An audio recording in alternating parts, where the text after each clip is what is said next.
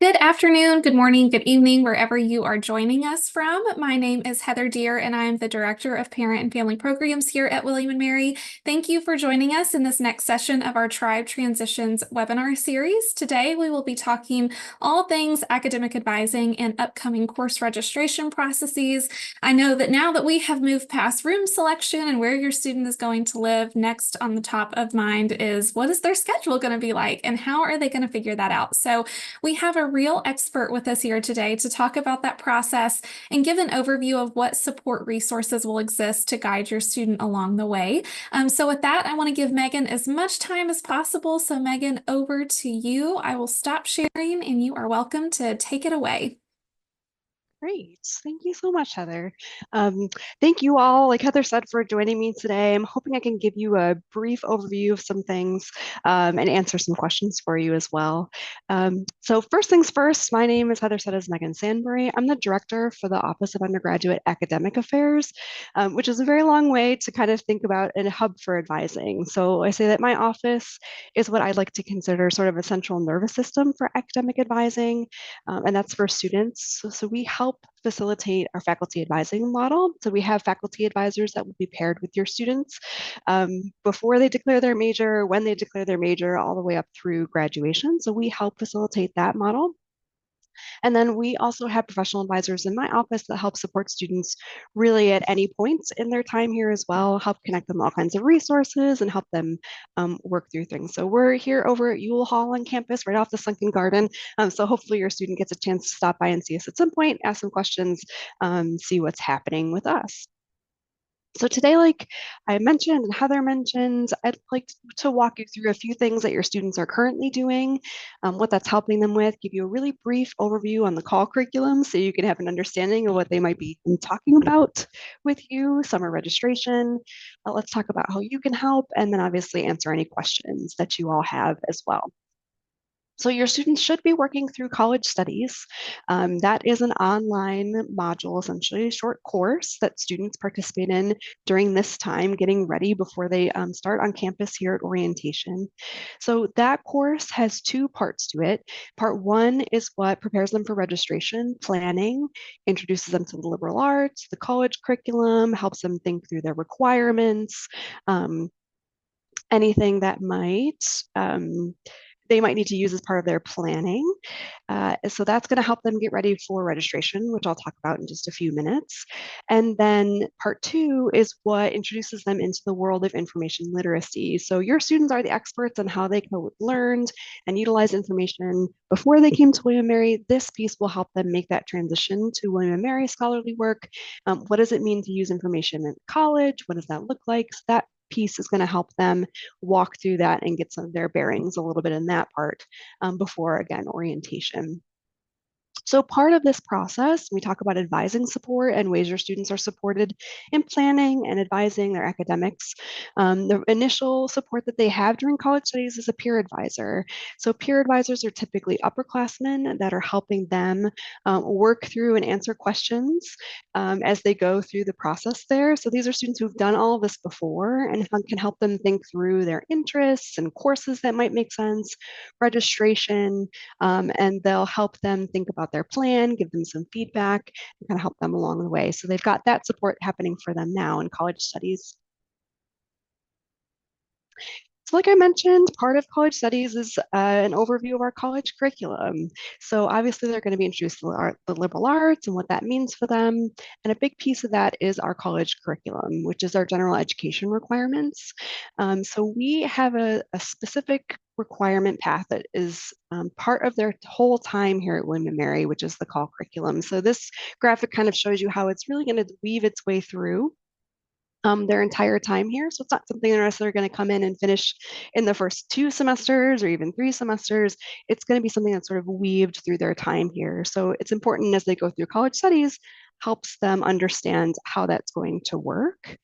It's structured so that they take a range of courses as part of the college curriculum, helps them gain experience and skills. And so in sort of the flyby overview version, kind of give you an idea of what that means, you'll see here they've got first year seminars, courses they take in their first few semesters. And so those are your 100 and 150. That helps them build skills in like research and writing. Those are typically smaller courses, helps them acclimate to being in college. Call 200s encourage students to see commonalities and differences between disciplines. The nice thing is they can sort of weave some of this through. They're not necessarily prerequisites for each other. So even though they kind of go in number order, when I talk about this, they'll be taking them simultaneously. Call 300 and 350 looks at differing perspectives, and that's both globally and regarding differences, equity, justice within the United States. Call 400 is going to be their capstone course. So that is the one where it really they're going to plan to take that and maybe their final 2 semesters as part of their major. That's the culmination of all this work they've done between their major courses, the call curriculum, electives they're taking, a minor potentially. All of these pieces is going to help them kind of build to this call 400 capstone. In addition to these call courses I've kind of covered quickly, there's also proficiencies. So we look for them to be proficient in math and arts and foreign language. Some of these things can be used, transfer credit can be used for those. We can answer some questions about that at the end if you'd like. And again, all of this is what's going to walk through in college studies. And I think I saw a quick question pop up about kind of the time commitment for college studies. To complete the whole thing, it's about 5 to 7 hours, depending. So between part one and part two. The due date for part one is going to be before part two. So it's kind of broken up in 2 steps, but they can do them kind of interchangeably and complete the whole thing in the same timeline as part one. Like it's kind of flexible in that way. It should take them around 5 to 7 hours to complete the whole thing. So that helps them understand all of these pieces. It's also going to help them understand how to build their first semester schedule. So it's going to take different components as you kind of walk through college studies. We've kind of covered up with this sort of categories that can help students kind of visualize what they're interested in, what kind of courses meet those interests, what do they want to try that's new. That's the nice thing about college studies as well. You can use those courses to explore. That's the value of liberal arts, is to kind of build yourself in a way that maybe you didn't necessarily expect. And so this is kind of a good way to help organize for students what they might take in their first semester. So they want to look for one of those first semester courses, right? Call 100 or 150. They are small courses, they have a tighter registration. So just make sure that they have some options available for that. And they may not take that in their first semester, and that's okay. They can take that in their second semester up to their third. So they have some variety there they can do. I do see a question in the chat that asks about taking call 100 and 150 in the same semester. I wouldn't recommend them doing that. I really encourage them to separate them. They're 4 credit classes. They typically have a pretty not intense, but like they're getting used to a very specific way of learning in a small course, and they're 4 credits. So they want to typically spread those out between 2 semesters and not take them at the same time if possible. So they're going to typically be looking for one or the other. You don't have to take the 100 before the 150. They can take a 150 first and then a 100. That's totally fine. If they need to do their foreign language proficiency, if they haven't met that before they matriculated into William and Mary, that's something else they want to consider for their first couple semesters. There's lots more details about kind of how you go about that. I'm happy to answer questions at the end as well. If you've got some, again, in college studies on the modern languages and ancient languages websites, it's all in there and kind of how you navigate the proficiency. If they've got it met, they don't have to worry about that column. They can kind of move on to the next. They can look at other college curriculum requirements. Again, 200, knowledge domains, proficiencies. What are some other things that they want to try to take in their first semester that would pair well, help them explore elective courses. This is where they might want to take a look at major opportunities. We have a first semester advising resource page that talks about in each major what the department suggests for maybe looking at to explore what that major might be like, what kind of courses you might want to take in your first couple semesters. So there's a resource there for them to explore. They can also look at pre-professional program courses if they're thinking pre-med, business, law, anything like that. They can think through what that might look like, health, excuse me, those pieces, look for courses that might work in those areas. And then the last thing is, to fill their schedule, they need at least 12 credits to be full time. We recommend students doing anywhere between 12 and 15 in their first semester, just to kind of get used to what it's like to take classes here. And so they can revisit any of these columns to kind of think about how to shape their schedule out to be around 12 or 15 credits. I see there's lots of questions coming in, so I will try to catch them, but then obviously there'll be time at the end, like I said, to talk through that as well. So once they complete part one, that's due on July 14th. So they have a couple more weeks to keep working through at least part one, and that'll be due by July 14th, because the next step in the summer process for them is probably a little bit of a nerve-wracking, but also an exciting part, which is registration. So registration is going to look, there's a few stages that their students are going to work through as part of the summer.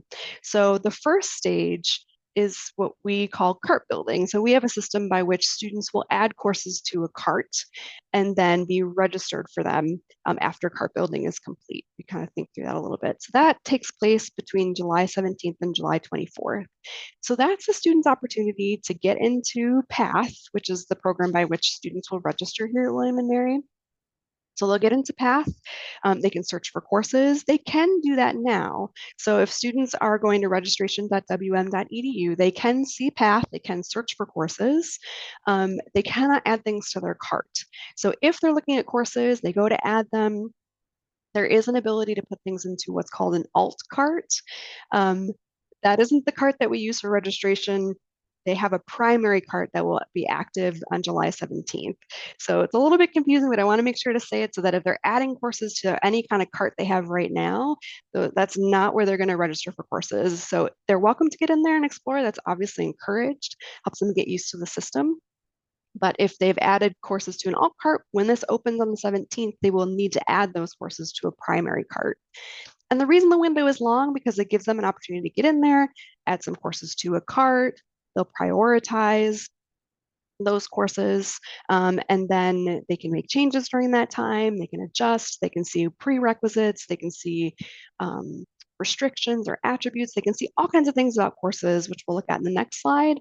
And this will help them kind of build things without the time restriction of having to kind of go in, register for courses, see what you got, and then have to reframe from there. So this gives them kind of a on-ramp to registration a little bit where they can get used to the system.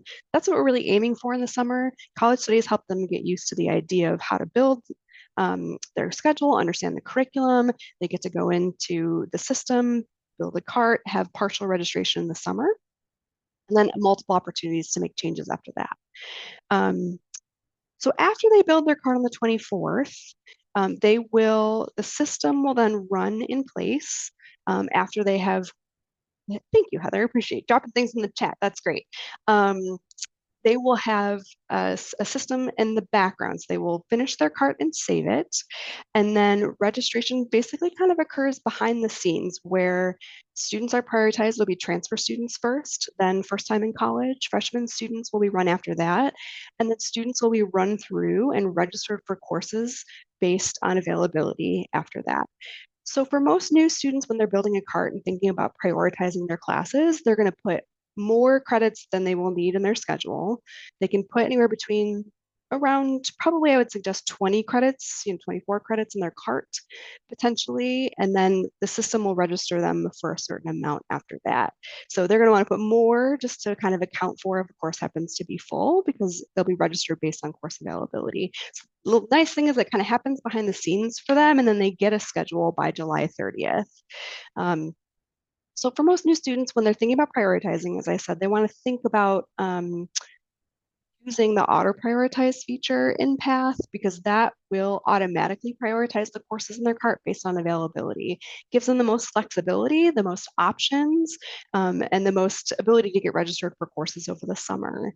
They can be registered for most students, I will say. There are some differences, but the majority of students could be registered for up to 11 credits in the summer registration.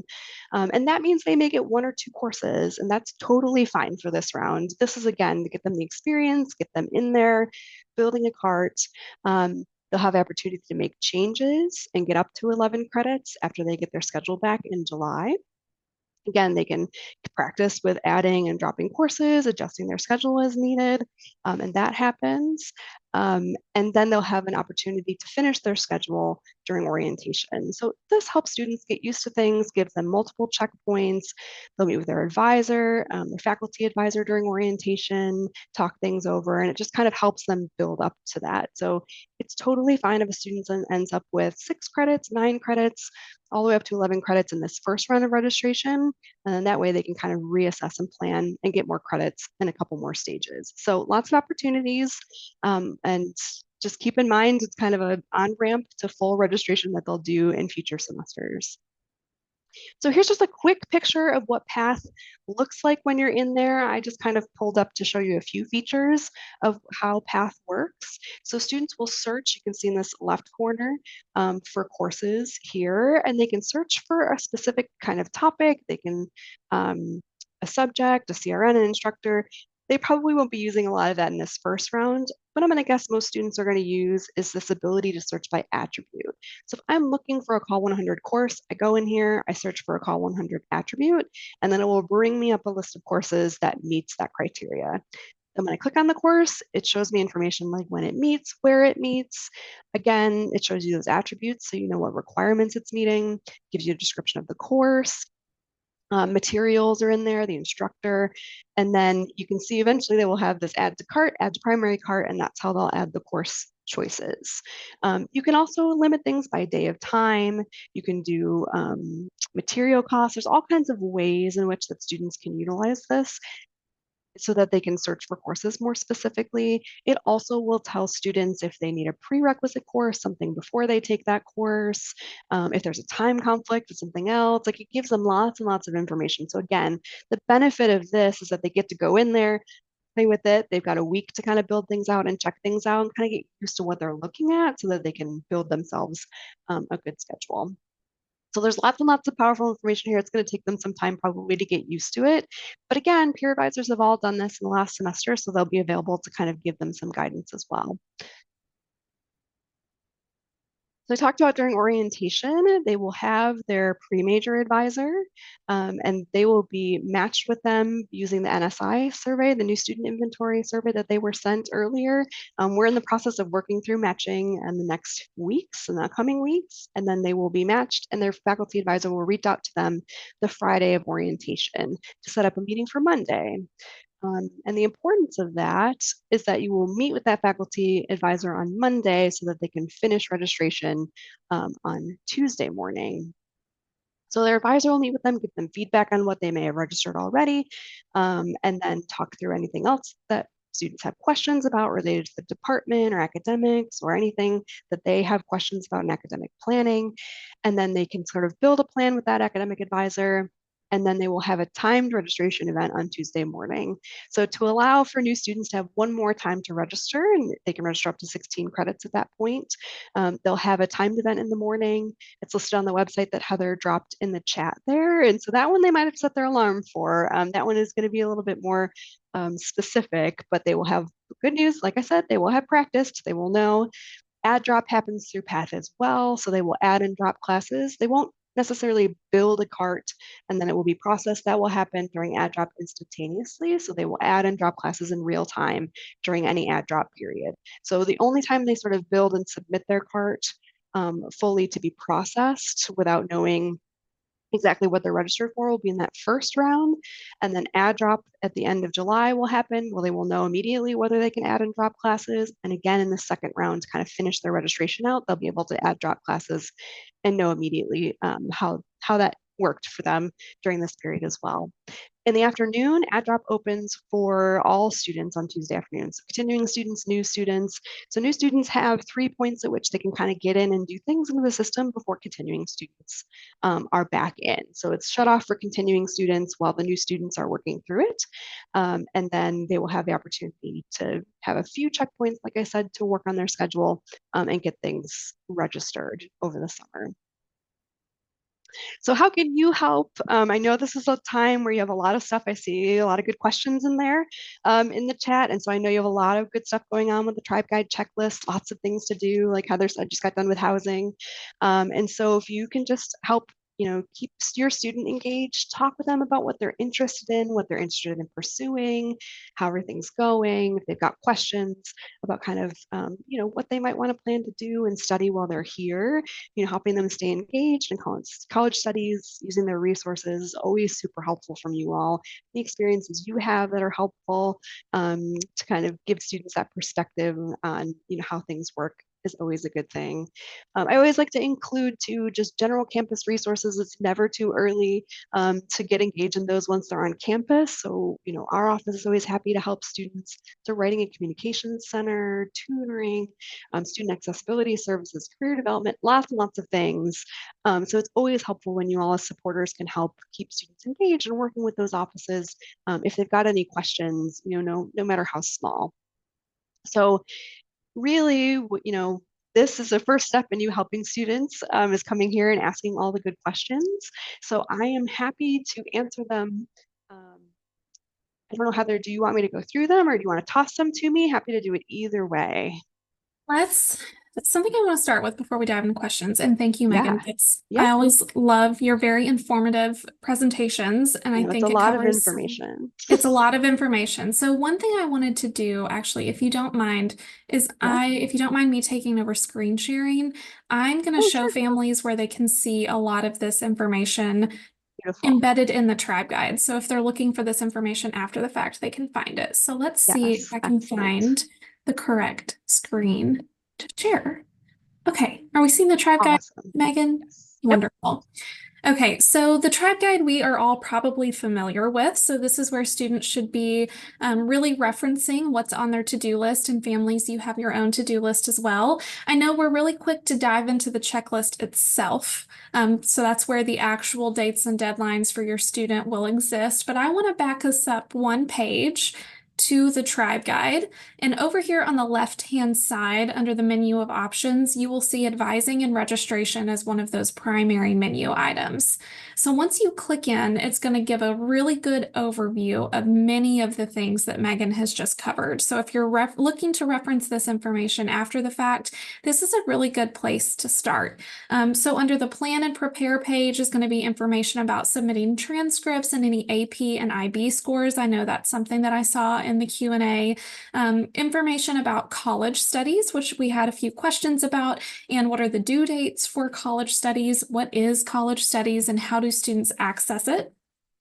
And then so many other additional resources. So an information and overview of the liberal arts education and the college curriculum, which we'll dive into what each of those different courses are, the 100 versus the 150s. And then as you continue scrolling down, it will cover what resources are available over the summer and really just gives you a good step-by-step overview. So Megan covered a lot of information, but as you dive into these advising and registration pages, it will get more and more specific depending on what period of time we're in, as well as a good overview of summer support resources and everything that's available to your student as they navigate this process. So if after this webinar you hop off and you still have questions, this is a great place to begin and a really great place to send your student. So I will stop sharing, and then Megan, if you want to dive into Q&A, I'll Great. let you lead and I'll do my best to help hear from the background. Sure, that would be great. And I will say too, college studies is only accessible to your student. And so as Heather pointed out, part of what we wanted to do in the tribe guide is have you all have access to some of those same resources and information that students have. And so that's why we've linked some of those things to our web pages about liberal arts and the COLL curriculum, is that you all as supporters have access to that without having to dig into the Blackboard course that's accessible for students. So thank you for going through that, Heather. That's super helpful. So I will just take a look. I want to back up a little bit because I see some things came in. Um, let's see. Okay, so let's talk a little bit about attributes. There seem to be a couple questions in there about what are attributes? What does that look like? What do those mean? So there is a lot of higher ed terms that tend to pop up as we talk about these things. And attributes are the pieces that are attached to courses that help you understand what the requirement is, what it's meeting. So if I want to meet a language proficiency or that COLL 100 attribute, tells me that those courses will meet those requirements. And students will see how that meets their requirements in their degree works audit, which again, they'll walk through in college studies that shows them how to do that. And that's something they're going to use early and often throughout their whole time, helps them connect their courses to the requirements to make sure that they're going to graduate and do all of those things. So you'll see a variety of attributes. There's also things on there that talk about what students have access to which courses. So sometimes it'll talk about social class attributes. It'll talk about if you've already taken a COLL 100 that you can't take another 100. So sometimes you'll see something on there about not enrolling, and that's our way of sort of monitoring to make sure that students who have already taken the course don't repeat it. And those are specifically for like 100s and 150s. You might see that kind of an attribute on board. So that's just really the way that students can, when they're searching for courses, understand what those courses will do for them as they're going through. And it looks like there's a few questions about COLL 100 and 150, kind of what that means. Let's see. So a 100 course is going to look at research. There's typically a project that students will do in that course. And 150s are focused really more on writing. So it's really, both those courses are meant to build skills for students as they enter in college and help them develop those writing and research and project development, teamwork skills in small supportive classes. So one is going to focus more on, diving into that research and discipline topics, and one's going to focus more on writing. And again, they'll take those courses within their first 3 semesters or so, and that will help them in future courses as they go along, or upper level writing courses, things like that. Students should have a peer advisor. So there was another question about peer advising. As they're working through college studies, they will have a peer advisor. They should have heard from them, hopefully. I appreciate your patience. There's been some messaging quirks in Blackboard.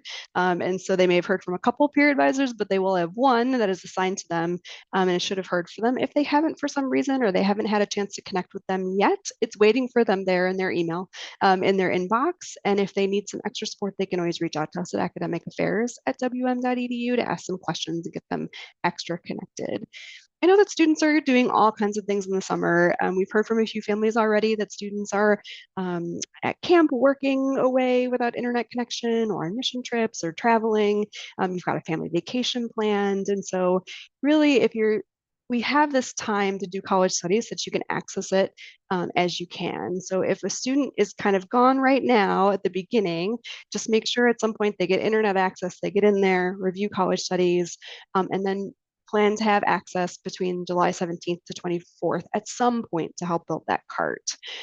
If they're unavailable during those times to get internet access, again, there's always that opportunity during ad drop, and then again during orientation to register. So they'll have a couple places at which to kind of get in and register if they don't happen to have internet access, in these next few weeks. But do the best they can to get through, and certainly reach out to us at the STEP office and let us know that your student is busy doing things, so that we make sure that we kind of account for them and understand where they are when they're completing things as they go. So I think there's some couple questions about foreign language, which is absolutely fair. That is one of the more complex processes I think that students kind of engage with as they're coming in. So let's see. Let's talk, I guess we can talk a little bit about what kind of placement in foreign language. Maybe that's the easiest place to start. So if a student has not done 4 years of language before they matriculate here, at typically the high school level, if they've done that, it completes their foreign language requirement. And it will be checked in degree work, so they have the little green check mark as they're coming in. If they need to take their foreign language requirement here, there's a couple different paths by which they could do that. If they have some experience in a language already and they want to continue that language, they would take a placement exam. And so that's available. And the first due date for that is July 9th. So students are really wanting to know kind of where they might place before they do this first round of summer registration. They want to make sure to do that placement exam. And so that is another Blackboard course. So it should look pretty familiar. They would enroll in, they would take the placement exam, they would get their results, and they kind of understand what course they should enroll in, whether that's the introductory level, 100 level courses, or maybe a higher level, 200 level course. And so that's if they've started a language that they have some knowledge of that they want to continue. they can absolutely start at a new language that they either don't know or they just want to start at the beginning of. They can absolutely start there and just start at the 101 or 103 level. It depends on kind of which language to which course number. And again, I would just check out the Modern Languages website. We have a video up on our YouTube that's in college studies as well that walks through those pieces and kind of how to navigate that. Um, so those are kind of their options. They can place, they can take a placement exam, they can start at the beginning, or they may have met the requirement before they come in as well. So if they've completed the foreign language requirement and they want to continue a language, they can absolutely do that too. So if they've already completed the requirement, there will be upper level language courses that they can take, and that's totally fine. A lot of students do that. So if they just, because they've met the requirement, doesn't mean they need to finish in a language if that's something they want to continue doing. There's a question about kind of full-time. What does that mean for tuition? If a student is at 12 credits, they're a full-time student. So 12 credits and beyond that is all, there's no differential there, typically speaking. When they're coming in, 12 credits is full-time. So that's what you need, is at least 12 credits to be at full-time. And you can register for up to 16 credit hours at second round, and then ultimately during the final add drop period, students could register up to 18. I don't suggest that for their first semester at all. I want to make sure they give themselves some time to, get used to things and not necessarily take an 18 credit load their first semester. And I would say most students don't necessarily take 18 credits very often if they don't need to. I think I see some questions about AP exams in here. I know Heather mentioned that, navigating those pieces. So just a reminder, typically the College Board doesn't release AP IB test scores until later in July. So it's entirely possible that they have not come to us yet. And that's why you're not necessarily seeing that reflected. So if you have questions about that, once maybe you see some scores or you have questions once you sort of see things start to post, or before, there are lots of resources on the University Registrar's webpage about AP transfer credits, what you have to get on the test, and what is that the equivalent of here. There's a chart that kind of shows you that. And then if you've got questions once they're posted, you can also reach out to transfer credit at wm.edu. And that's really with any transfer credits that are coming in with questions about kind of what that looks like. But once they're here, you should see again in degree works, your students should see kind of where they all apply. But if you've got questions, the registrar's office is the go-to place. And they're great. They do things as quickly as they can. They're getting a lot of stuff coming in with transcripts and test scores. So they're normally, pretty quick to make those happen when they can. Some questions about kind of what is the timing on the CART process? And how do they know what to do before we get to that point? So really the bulk of that is going to be through college studies and how they work through that process and kind of building out that first draft of the semester plan with their peer advisor. And so I saw a question here kind of, how do we know the peer advisor is giving them the right information and kind of double checking that? I think it's good to have a conversation with your student about, what they're experiencing, what kind of suggestions they've gotten so far. And help guide them. Every student's experience is going to be slightly different. And so I'm sure no two peer advisors will probably have the exact same experience. And so we train them and talk with them about kind of baseline things that all students really need to hear and be encouraged about. That's part of the process of working through our office is kind of their understanding of the curriculum and the process and kind of suggestions for students and balancing their schedules and kind of baseline. And then they'll really work with them more on the experiential kind of questions as well about, I took these two classes together and that was a little bit tricky. I'm not sure I would suggest doing that, or this class is really good for these kind of skills, like help them kind of understand, more generally what the course rigor is like. I see a couple questions about scholar programs. So what I would say is, a couple questions about Monroe Scholars, Sharp Scholars. Those are scholars programs that your students are hopefully already engaged with over the summer. And so they may have slightly different timelines or processes for some of their courses and things that are related to the scholar programs. So just make sure to keep checking your email because those kinds of things will be communicated directly with the student from the scholar program.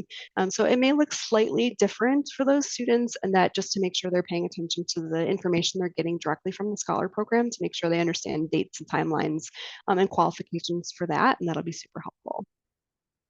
Gonna Go ahead. chime in really quick. I tell families all Yeah. the time, you won't see Heather on a Zoom screen without saying this, but this is just another reminder that your students should be checking their William and Mary email often. They should be checking it regularly as information about dates and deadlines and specifics to those programs, whether it's a pre-orientation program or a scholarship program, will be coming directly to their William and Mary email. So just make sure that they're keeping up with that as best that they can this summer. Yes, 100%, all the time and forevermore after that. Always check their email. I know that it's not always the way by which they would love to communicate, but that is the way we communicate things to students that are important. Um, let's see. So I saw some more questions about transfer credits, kind of when they'll see that. Those are evaluated, like I said, on a rolling basis. So as long as you're sending final transcripts here and you're sending test scores, they always have to come from the institution that where the student got the credits.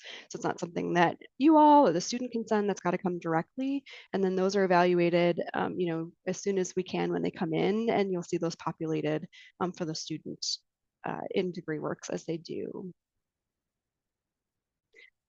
This is a good question. If you're planning on learning a language that you haven't studied before, is there still a placement test? You wouldn't need to take a placement test for that. So if you're starting a language that you haven't started before for a student, then they would just start at the introductory level, and that's totally fine. So they'd start at the 101 level for some courses, and some courses have a 103 level they'd start at, just depending. So no need to take a placement exam. They know where they'll place at the beginning, no problem. So they would just register for those classes. This is a great question. So is there a benefit? A couple things about timing for registration. So like I said, students can get in now and look at courses and kind of put them in what's considered an alt cart. They'll need to go in, I think I saw another question about that, and turn it in, like move those classes to their primary cart when they register on the 17th. There is no benefit to like getting in there on the 17th and building your whole cart and saving it at 8 a.m. that morning. The nice thing is that you've got that time. There's no priority based on when you complete your cart. You just need to make sure that it's saved by noon on the 24th of July. So there's no benefit to setting an early alarm on the 17th and getting up and building your cart. You just want to make sure that you do that over that time period. Yes. Okay. So a couple questions about like, how do I see the happy green check mark? How do I see that things are complete? When they go into degree works, the proficiencies are at the top in foreign languages, one of those in the college curriculum block there in degree works. And they will see if that's checked once we get final transcripts sent over here, if they're satisfying that by taking it, in the 4 years before matriculation, or if you're transferring and you've got transfer credit that's coming through, certainly as soon as that's in, you would see that in degree works. You'll see the courses that transfer on an unofficial transcript at William & Mary, so they log into Banner, they will see it there, but in order to kind of sync it up with a requirement, that would be in degree works again. And yes, if you've taken 4 years in high school, you've got and you meet the proficiency requirement, then yep, no need to take a placement exam. You're all good. That means you can sort of pick from those other categories of courses. So for more information, I would say if there's in the academic planning, lessons in college studies, there is a piece about the foreign language proficiency. I would encourage, and on the tribe guide as well. So I would encourage you to kind of utilize those resources and make sure, because I really know that that is the more nuanced requirement. And I see lots of questions about that. So I think really probably your best bet is to kind of start there, talk with your student about it, make sure they're familiar with it in college studies and you all feel comfortable from the website, because it will walk you through step by step on kind of how it's met, how you would use it, use the placement exam and meet it here. Um, if they miss the deadline for the placement exam, if there's a question about that, which is the July 9th placement, it's totally fine. It just means that they take the placement exam later. They use that information at a later time. So it just means that in this first round of registration, they would only have access to the introductory level courses because they haven't placed above those, but they could take it later in the summer. They could take it in the fall if they wanted to, so that they could see if they wanted to maybe register in the spring for something. It doesn't prevent them from taking the placement exam. They just don't have access to that information until they complete it. So it just doesn't impact registration until they finish their placement exam. So if they miss this July deadline, it is not the end of the world. They will just not register for an upper level class potentially in the in that first round of registration in July. Yeah, it's a great question. Oh, sorry, Heather, I see you unmuted. Go ahead. Question about degree work Yeah. specifically. Is that something that incoming new students can access now, or is that something Yes. that will be more relevant to them after they've registered for a few courses? That's a great question. They can access it now. So, and even if they're not transferring credits or having IB or AP test scores, it's still a good thing to get familiar with what degree works looks like, so that when they do register for courses and they go back in there, they can see how it all slots in to all those things. Because again, that audit is what's going to help guide them and their advisor in their degree completion. So they have access to that now, and it might be blank, and that is totally fine. Like it might not have anything checked off, and that is absolutely okay. It's just a method of getting them used to checking that, which they should check it before every registration. They should check it again at the end of the semester. Just good practice to make sure that they're aware of kind of where they sit with their degree. So yes, they have access to that right now. Let's see. Oh, this is a great question. If a student is undecided, so every student comes in undeclared to arts and sciences here at William and Mary, and that helps them navigate and kind of have the opportunity to explore and make a decision.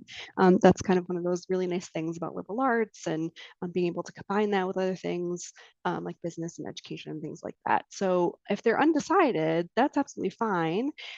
We ask them to rank their top 5 choices in that new student inventory.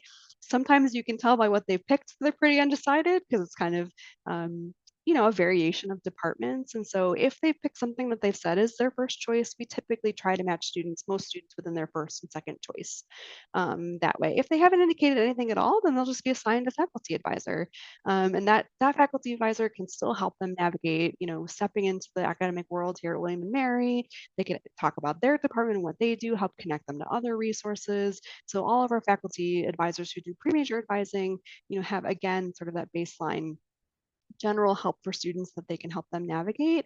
And then as they kind of get more acclimated to what they might want, they can explore other options for advisors. And certainly then when they pick their major, they would pick their faculty advisor they'd work with from there. So that's totally fine if they're undecided. We can also help students, through my office, talk through what it means to be undecided, kind of explore things, lots of resources through the career center that they can utilize to help them think through their values and where does that lead for careers and major choices. So lots of tools, not a problem, totally fine. That's what we're here for.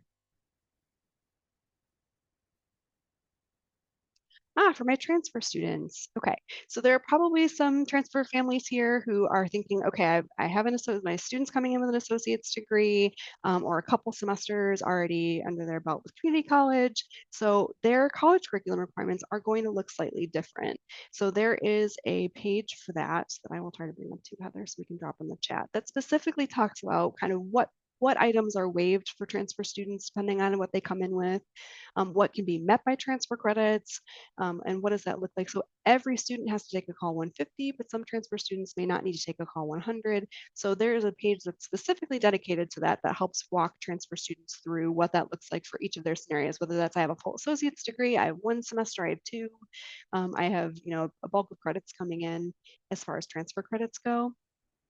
So it will look a little bit different, and that is also part of their college studies as well. So we have college studies for students this is their first time in college, and then we have a version that helps walk transfer students through that as well, and that piece will be there so they can kind of take a look at what those requirements might look like for them. We'll drop that in the chat there.